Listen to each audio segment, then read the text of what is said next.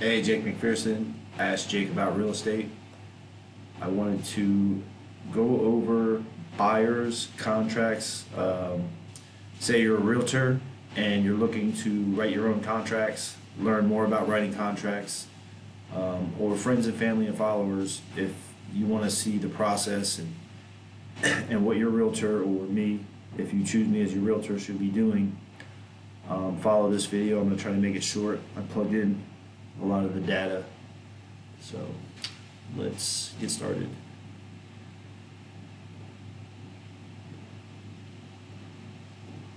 If I can I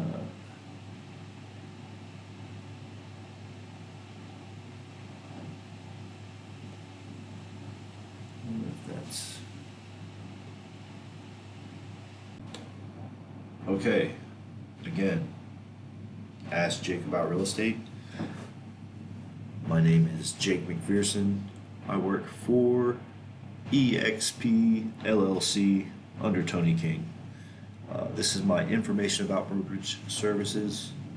I'm required to hand that out to any potential clients, so I'm going to start the video off with that.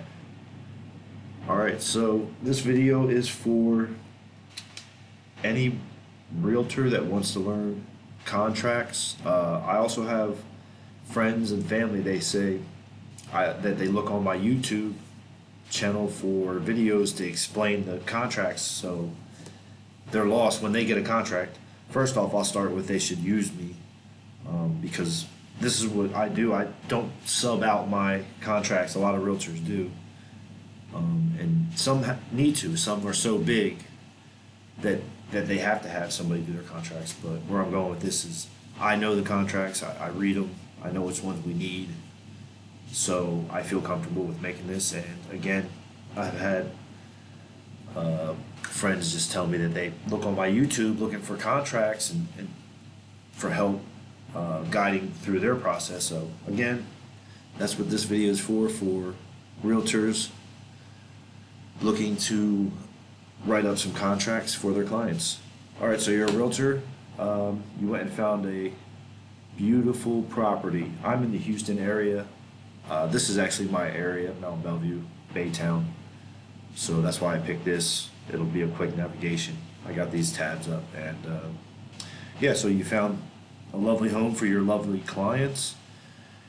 You want to contact Mr. Ray White or whichever realtor is on this HAR banner, and we go over here, we get some info. We got the agent full report. We'll get to that later, but that's just where that's at, over here on your MLS subscriber info. So you'll be here at first. You'll need to go here to get some info like seller's disclosure, stuff like that's all in here. Deed restricted. Your clients are going to want to know this kind of stuff. And yeah, getting into it. What I will do is I have transaction desk. If you have zip forms, it's pretty much the same stuff. If you're getting lost, just go to where you search for your contracts and type in these nomenclatures that I have checked right here. So IABS would be TXR 25001 or 2501 B, etc. TXR 1901 and TXR 1601. So yeah, if you can't find them on your dot loop or whatever transactions you're using, this is Texas again, the Houston area. So if you're in another state, same principles should apply. You can Google which contract is for Minnesota, Oklahoma, etc., and type it in your search bar.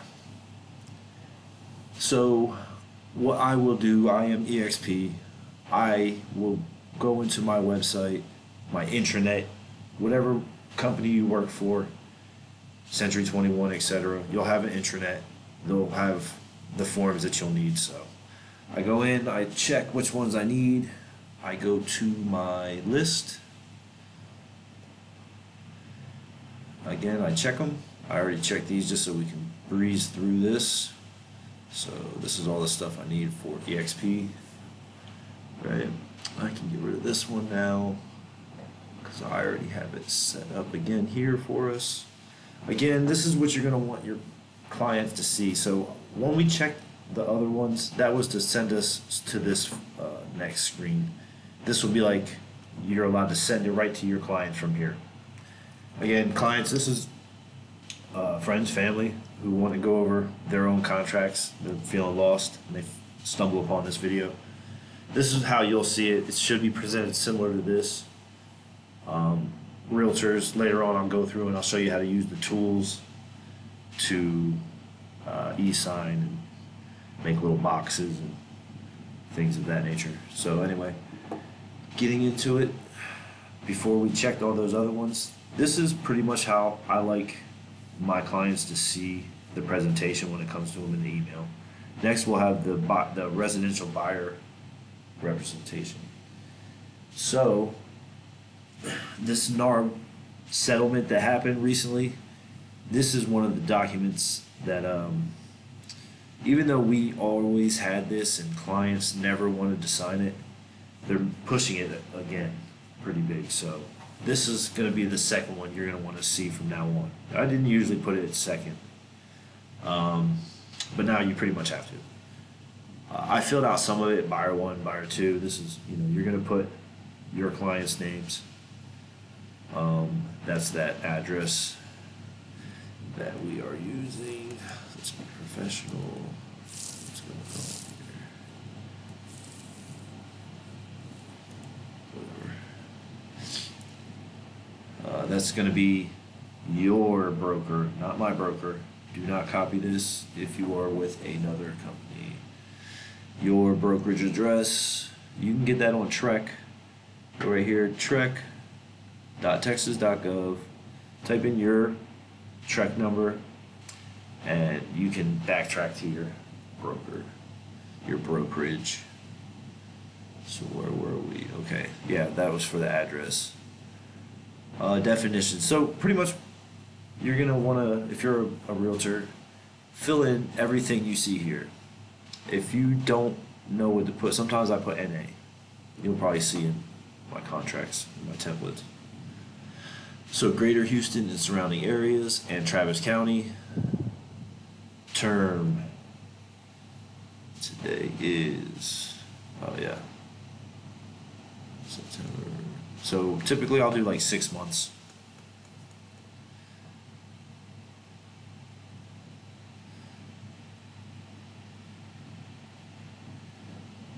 Brokers business is stated at, so Travis County is where my broker has his business.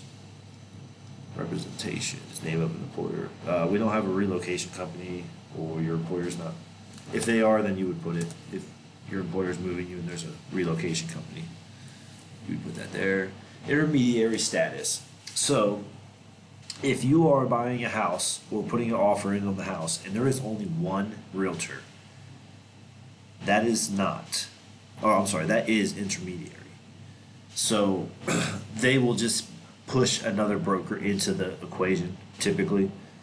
But if you're a buyer, you're going to want a buyer's rep. You're going to want a realtor to rep you. If you're a buyer, you typically don't want intermediary, because then the listing agent's we don't want that. So anyway, if there is only one, if you're the realtor and this is your listing and you're writing this contract for your buyer, then you do have to put intermediary. But if you are making this offer to, like we are, a different agent, then no. Unless you work for the same company. So if you work for the same exact one, because Keller Williams has different ones, I guess it would be the same one if it's all Keller Williams. Where I'm going with this is, if you both work for the same broker, you have to put this. If it's your listing and you have a buyer for it, you have to put this. But if you do not work for the same brokerage and you are writing the offer to a different agent, then there is no intermediary status. And friends and family, that's what that means.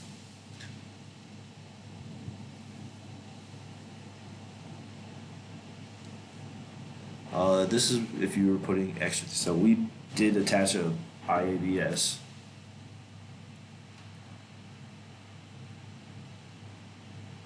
If the house was, say, past 1975, I don't want to be wrong about that. You would give them an addendum, a lead-based paint addendum, and then you would click this. This does not look like, no, this is new. Wire fraud, and we did wire fraud. And then you can put other ones here. Special provisions.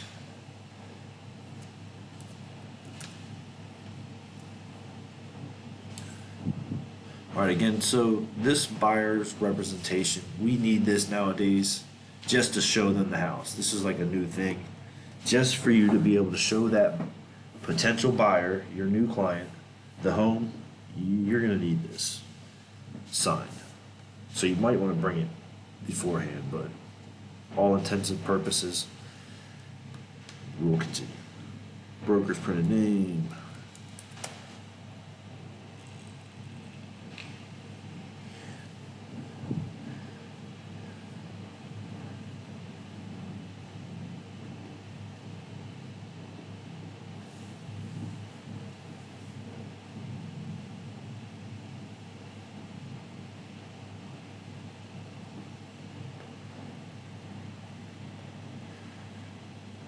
Then you would put the tool right here for signing.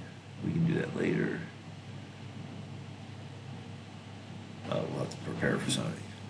So yeah, and prepare for signing, I think we put that there. I'll figure it out here in a sec. Alright, parties. That's not the seller. Alright, so we are moving on to the meat and potatoes of the 1 to 4 family residential contract. Okay, again, if you're a realtor, you went home, you are going to write this contract up for your clients. The parties involved will be the seller, so we will go get the address 11134 Youngquist Drive. I already have it typed in over here, and I'm being denied because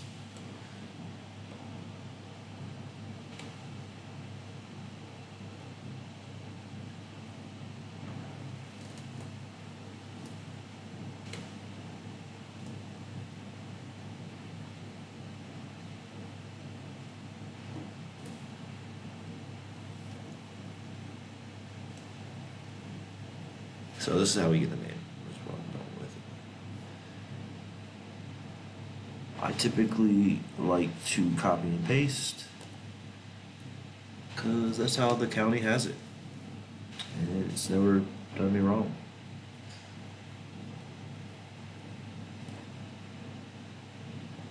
If your broker or your contracts team has a problem, they'll tell you.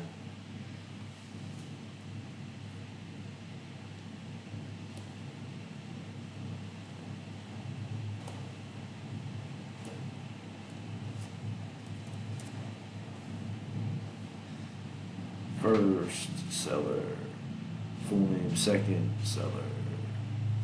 I think we got that right. Buyer. Again, put your buyer's names. Buyer 1.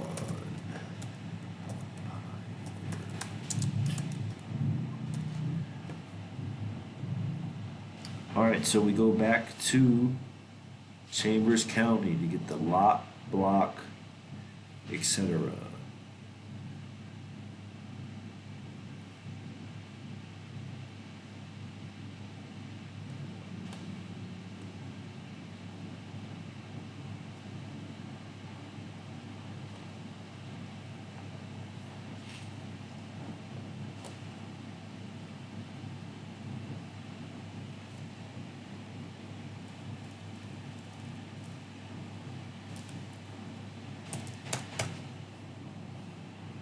Double check your work.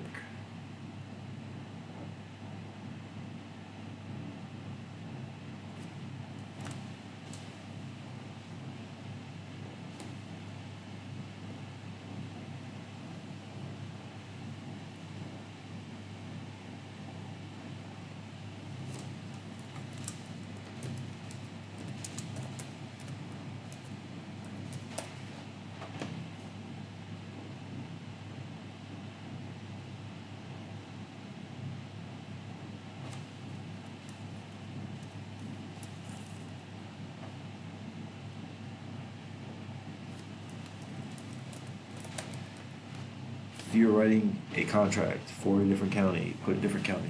I don't mean to sound like this, but I've made these mistakes myself. So that's where I'm coming from with it. That's the reason I say it. Also this, we will put the actual address. 1, 2, 3, 3,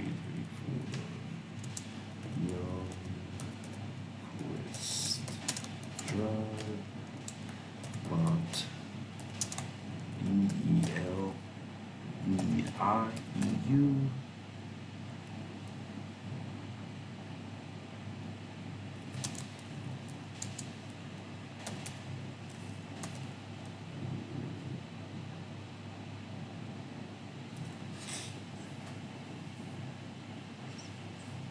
Double check. Young Quiz, Young Quiz. EIEU, yes sir.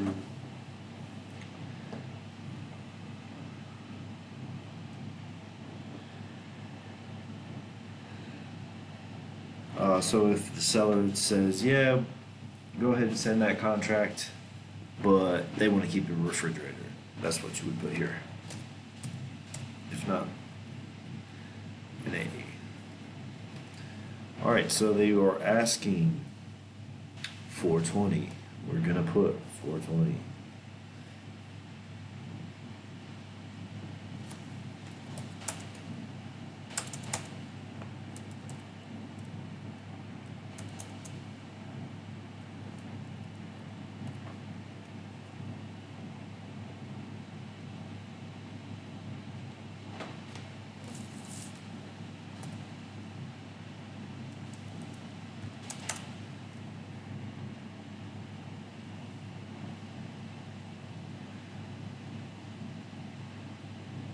We are going to do a third-party contract because that's what we typically see. And I'm going to try to do conventional or show you conventional, but I do a lot of VA, so I usually pull my info from like old stuff. Like if my lender sends me third-party finance agreement or addendums, I typically can look at that and find the info I need, I guess is what I'm trying to say. Old contracts will give you some of the info on some of the stuff. Use discretion. Alrighty, so this part, sum of all financing described. So this will be like what they bring to the table. So, I'll show you. I have this pulled up on a different client. We will look at his contract and I will explain. So he financed the whole thing. That's what that part is. So cash portion of sales, I put the wrong number, but that's why we're going over it. I will fix that, and he paid nothing. So that's what we'll do here. He's gonna bring nothing. Again, cash portion of sales price payable. So if that was cash, let's say someone didn't need the third party finance addendum, they would have brought that 420 cash. 1, 2, 3. But if they are only bringing, let's say, 10% down, you'll take 420, 10% of that. But usually you want to get with your lender. He'll have all that solid number for you. But if you are in a pinch, you want to write this contract up, either have him help you or get another lender. Because usually my lender will be at my, I can text him and he'll have an answer in 10 minutes. So again, we're going to go with 0. You don't have to put anything actually. And we are going to finance the whole 420. 420, comma, All right, again, just one more time. 3, sales price. A, cash portion of sales price payable by buyer at the closing. At closing table, what are you bringing? So again, if you were taking a loan, a conventional loan out, and you had to bring 10%, you're going to bring 10% of the 420. So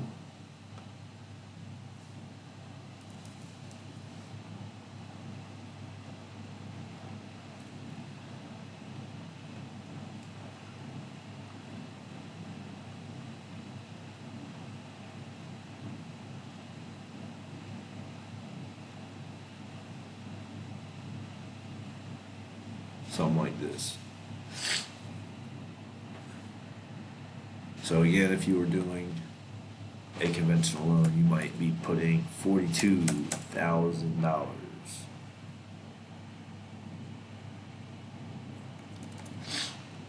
And then you would take that and minus it from here, because that's what you would be financing, right? Going back to calculator.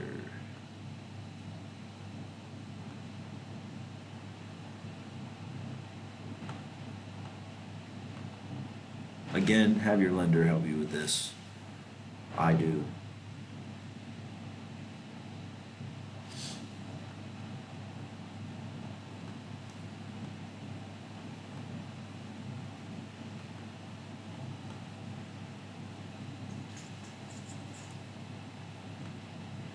Sum of all financing described. So that was our 378, I believe. Always double check.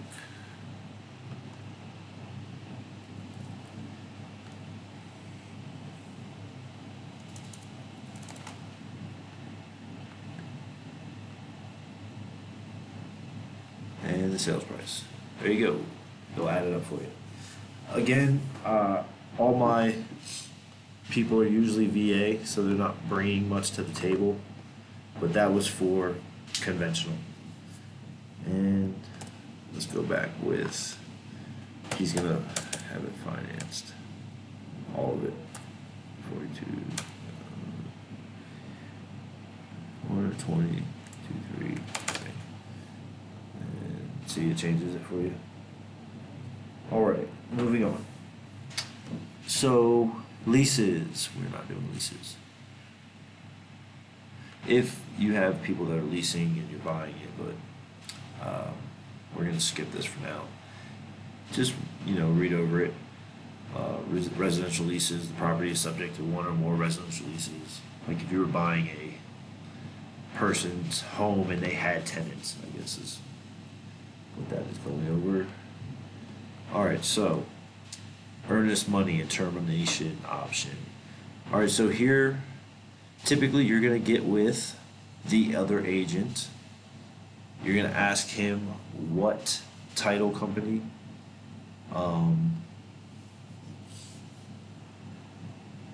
We will go ahead and do who I typically go with, just for.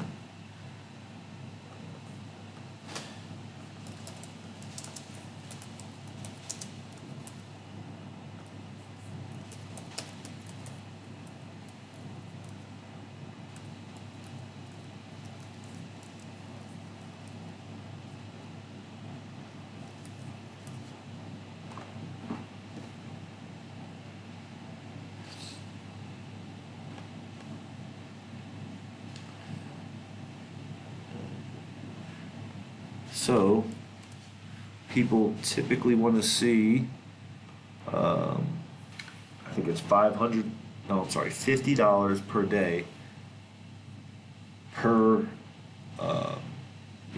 for the option fee. So if you want 7 days of option fee, you should be paying $50 for those, per 7 days. So 50 times 7, right?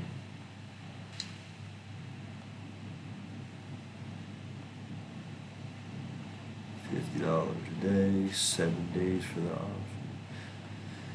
So 350. Typically, people always ask me for like 500, 550. So this is earnest money. That's the earnest money is going to be 1%. So 1%, what was that? 420.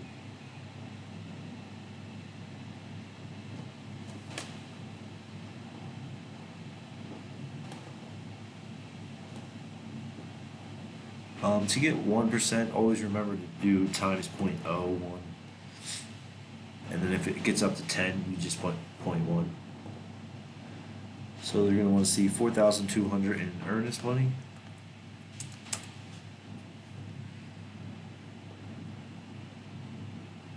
So this earnest money will go towards the contract. So if you're a friend or family member that needs help going through their contract, or if you're a realtor watching and you want to learn more about it, this earnest money goes towards the sale if you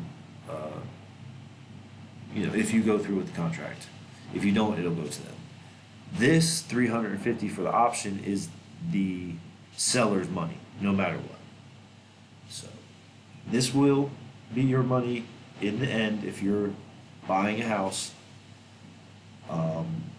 So when it closes, that 4,200 will be put towards the closing if you go through with the contract. If not, they have a claim to that 4,200 for you wasting their time, I guess, is what that's all about. Moving on. Buyers shall deliver additional. No. Don't put that. Termination option. For normal consideration, I'm pretty sure we typically put it. So again, if you're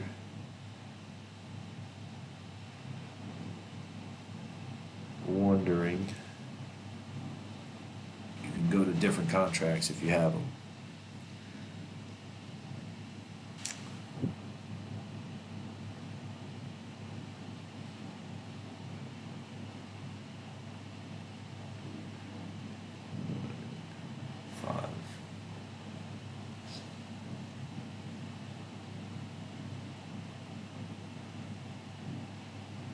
Oh, the contract's changed. I forgot. Typically, you don't see more than 15 days there. So.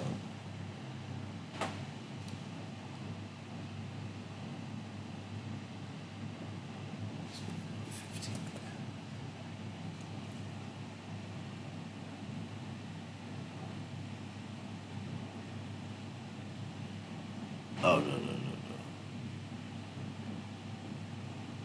Let's do 7.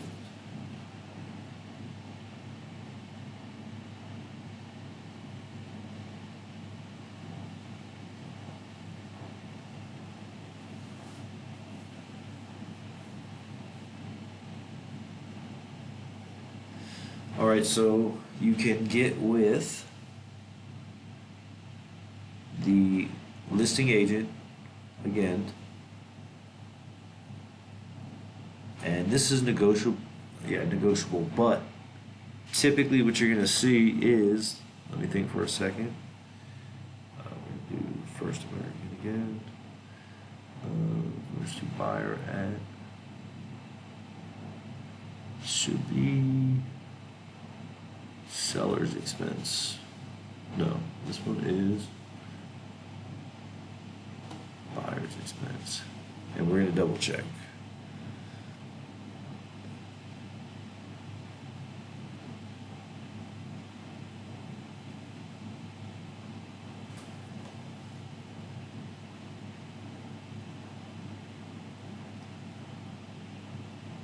Yeah, 7 days.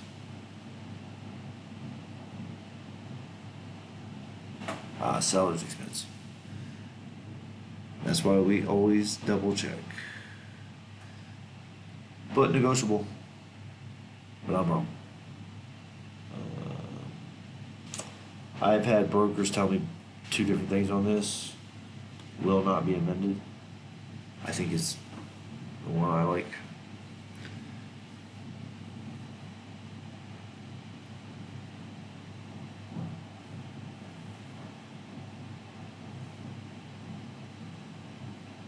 All right, so if your listing has the seller's disclosure, this part is going to go over. Oh, I'm sorry, this is survey. All right, so if your listing agent has the survey, he'll tell you. Sometimes they put it in here in this MLS info.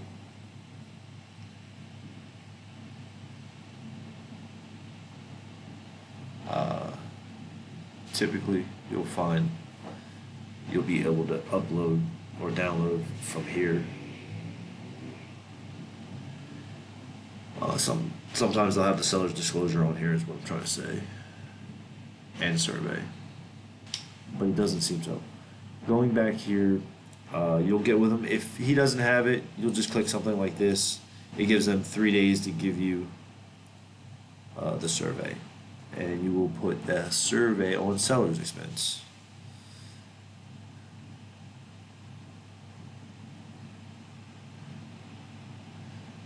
Pretty sure that's supposed to be buyers.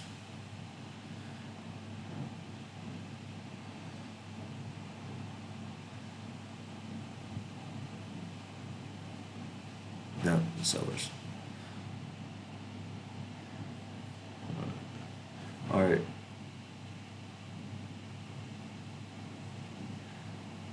Yeah. So survey. This is the one I typically pick. All right, membership in Property Owners Association. If it is, you will go back and put the document in. If it isn't, we're going to say it isn't. It is not. Again, if it is, go back and put that addendum for the HOA.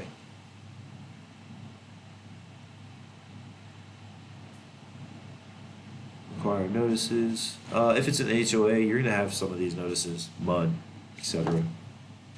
And you'll have to put those documents in as well. But don't be overwhelmed. A lot of this can overwhelm you. You know, just breathe and realize it's just a matter of finding the right documents and asking the right people what to put. Try not to get overwhelmed. This is what I meant earlier. The seller's disclosure. This is the same as survey pretty much. It should be up here. They should have it uploaded on the page, on the listing. If they do not, they'll email it to you. Again, don't get overwhelmed if this stuff doesn't. It'll take a while. It'll take an hour or two. Again, seller's disclosure should be on here. If not, ask them. If you want to send it off without it, you can click this, and they got 3 days to give it to you. Buyer accepts the property as is, unless your clients have something else in mind. I typically click this. All right, so residential service contracts.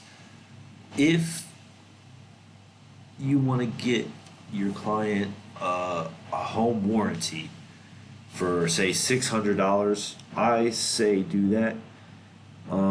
If you have to maybe give that to them as a closing gift, I think yeah, we're allowed to do that. I suggest it because there's so many times where my clients, thank me for this, because regardless of what people say, I even used it before. These home warranty companies really do come out and fix your stuff for nothing.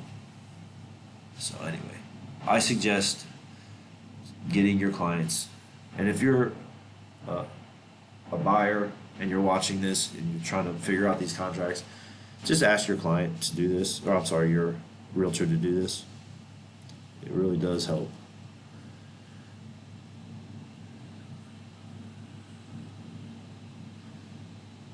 All right, so this is if you have family, you're representing some family, or if you're making some 10%, the broker or sales agent owns more than 10%. Yeah, I do not own any of this. Closing date. So typically I'll write something like 60 days. If you're doing like cash, you can do 45, 30, 45. I've seen back in the day, when I say that, let's call it 2, 3 years ago, I would see like 45-day closing at the earliest for third party finance. So do 60 days. If you close early, you close early. If the other agent doesn't want that, then just give the other agent what they want. That's I don't want to sound like that, but sometimes it's easier because then you can just make an amendment later. So 60 days. We are on September 10.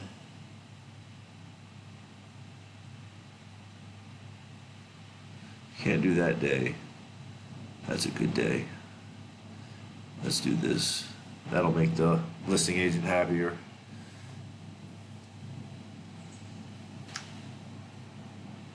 All right, buyer's possession. Seller shall deliver to buyer possession of the property in its present or required condition, ordinary wear and tear expected, upon closing and funding, or according to the parties, if you had some kind of stipulations in that section above. So it will be upon closing and funding. Special provisions. If you have special provisions, put them in here.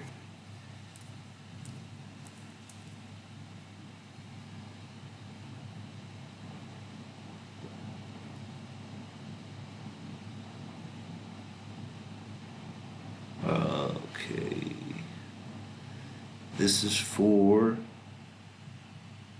I guess, concessions, settlement, and other expenses. Yeah, this would be if you were able to help a VA or FHA loan recipient out, you can put a couple thousand towards the closing. If you're writing a contract for a veteran and you're trying to help them get to that 0% down, you'd put 5,000.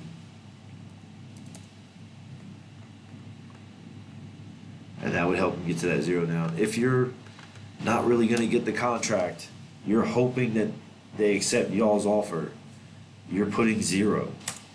Nothing. Nada. And on any of this, I'll post all of this to my Facebooks and my YouTube. So always contact me, comment, whatever, if you have questions. Or if I said something you don't agree with. Because sometimes my contract, and always know that as a salesperson, your contract team is going to catch stuff. But don't look like that guy or that gal. Alright, we're putting 0 because it's hard to get contracts these days. Alright, so here you're definitely going to want to put emails and stuff because that's going to make your life so much easier. That way, if you're the realtor, you don't want the title company and everyone calling you every 5 seconds for questions. So, the seller, you could typically ask the agent what their stuff is.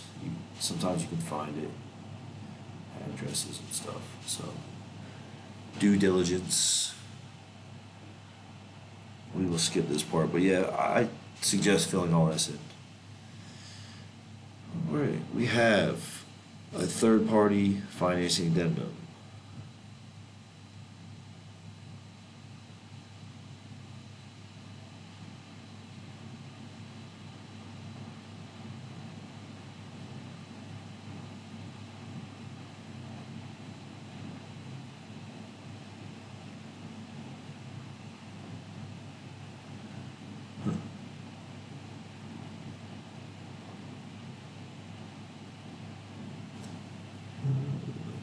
If you have the attorney's info, go ahead, but I typically leave that blank. Leave this blank. The last person to sign it, that's who dates it. So if you're the realtor, if you send this over to both of these people, whoever you send it to second, try to get them to date this. Right? Yeah. Because that would be for the seller.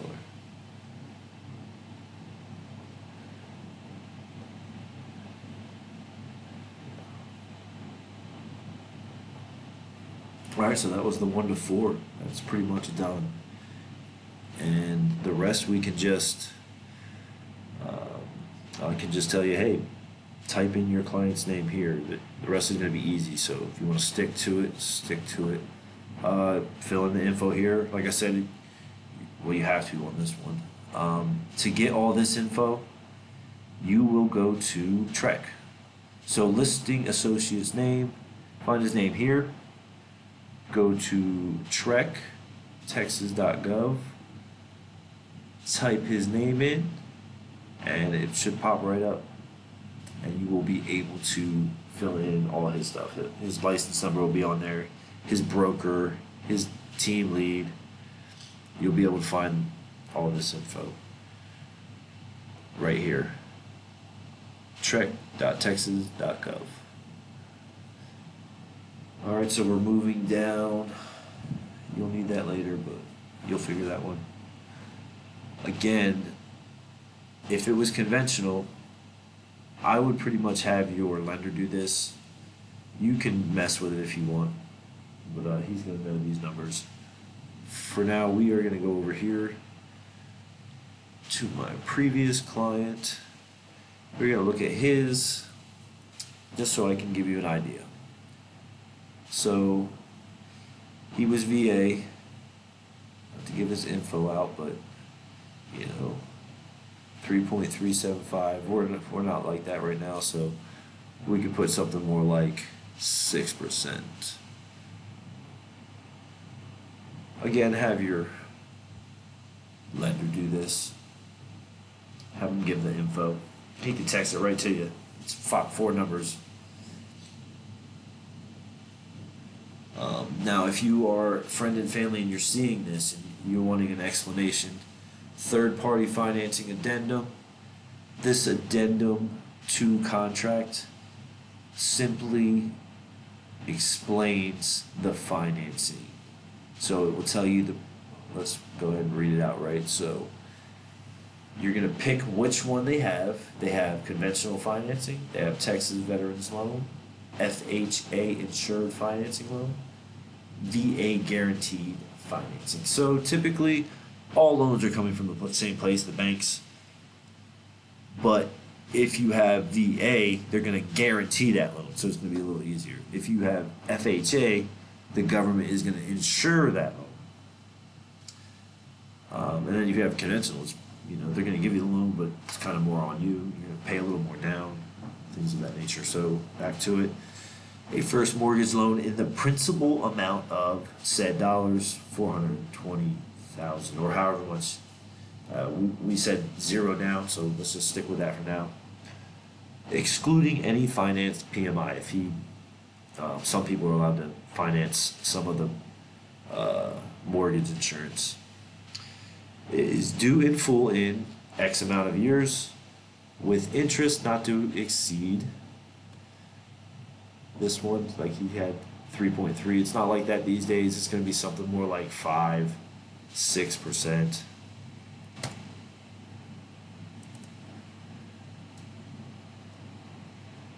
$30 years, 1%. So per annum for the first, what is it, 30? Yeah, 30 years, and the origination charges as shown on buyer's loan estimate for the loan not to exceed 1%. So for friends and family, this is kind of what you're going to want to look for. You don't want to see them getting more than 1%. I don't want to say like I really know, but that's what my lender charges. I think that's a fair price. So if they got 5% down there, don't do it.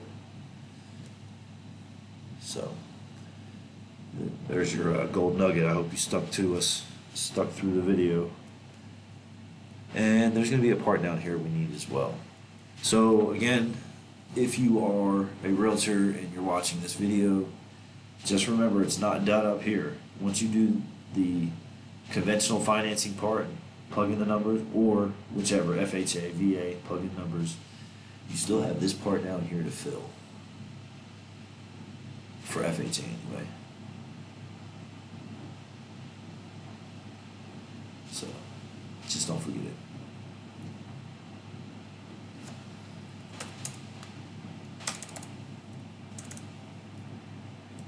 Moving on. Later you'll just go to your tools and you'll do your little text box or signature box if you're a realtor. And then prepare to send it off.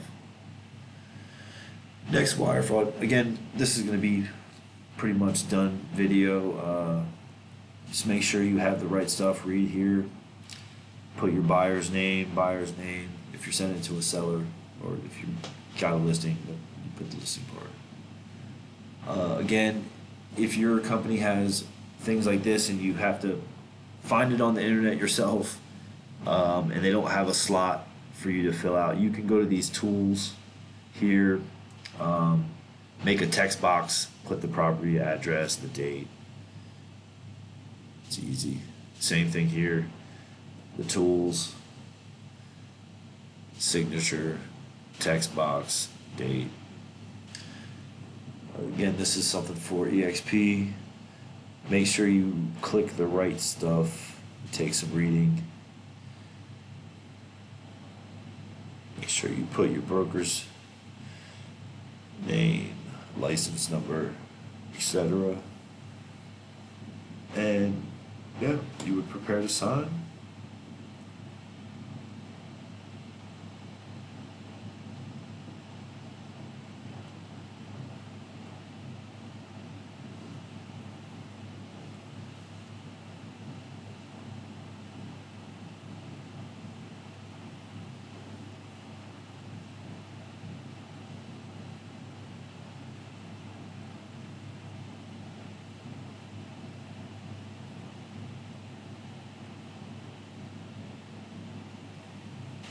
So yeah, real quick, I'll try to do a couple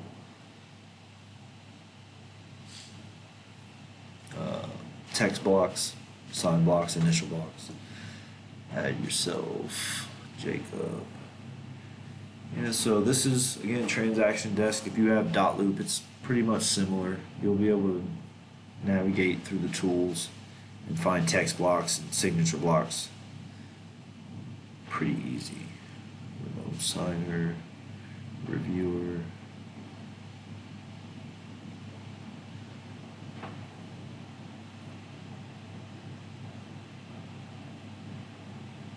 Selling agent, save. And you'll be able to put other people in here. So I would be able to put my buyers in here, and they'll have blocks and tools that you'll be able to come off of. But yeah, let's see, tools. Here we go. So each one, like everybody you put in on the signers. So you'd add your, add new, add your buyer.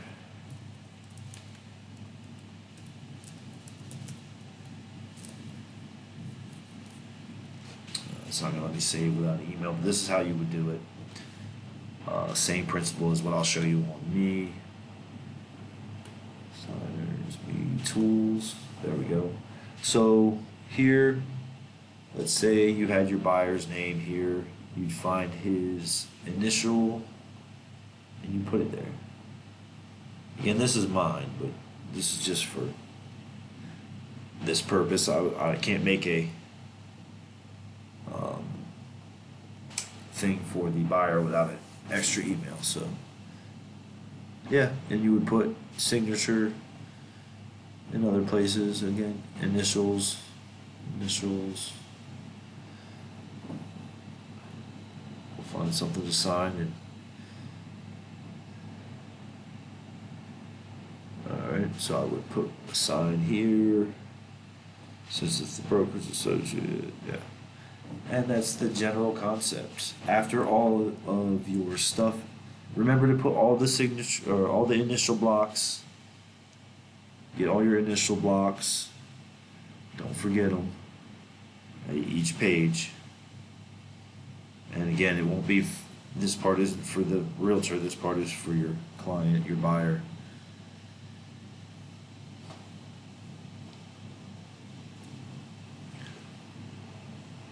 blocks. And we'll go down here to where I said we can add text. See, this is, you would put you'd find your buyer, make his thing, put his email in, go to his tools, and you would put his sign here. And once, how it can still work, it's all negotiable still. So that 6% is the listing agent's commission. This 3% is what we will charge the other agent for representing the client, you, the buyer. We have your best interest. We're going to try to get you that concessions if we can.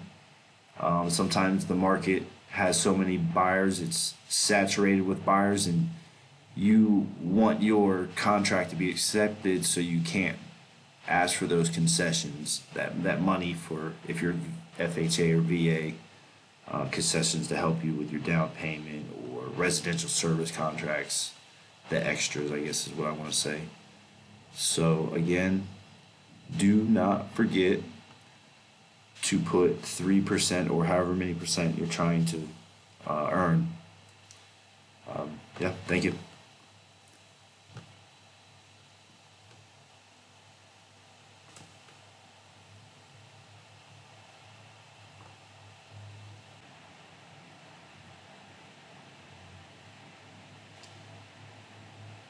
Before I forget, one last thing, definitely not something you want to forget. 3% is what you're going to want to get out of that total 6% of the other agent's commission. So, friends and family, this 3% is, nowadays, it's all negotiable. After the NAR settlement, some companies are going to have buyers pay. How it used to work, and